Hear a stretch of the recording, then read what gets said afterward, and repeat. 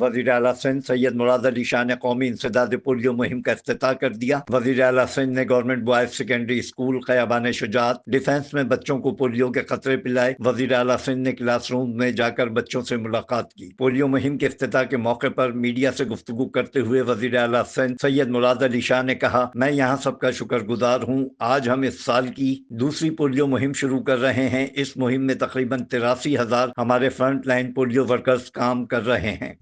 آج ہم اس سال کی دوسری پولیو کیمپین شروع کر رہے ہیں اور آج سے یہ شروع ہے۔ میں نے اس کا اسکول میں آ کے آغاز کیا ہے۔ اس کیمپین میں ہم 5 سال سے کم 1,06,00,000 بچوں کو پولیو کے قطرے پلائیں گے اور اس کے ساتھ ساتھ تقریباً 94 لاکھ وہ بچے جو 6 مہینے سے جن کی عمر زیادہ ہو اور 5 سال تک، ان کو وائٹامن اے کے ڈراپس بھی پلائے جائیں گے۔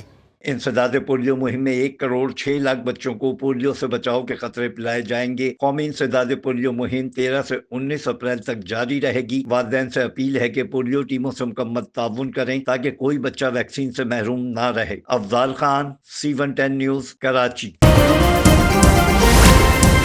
C110 نیوز، خبر کی اصل خبر۔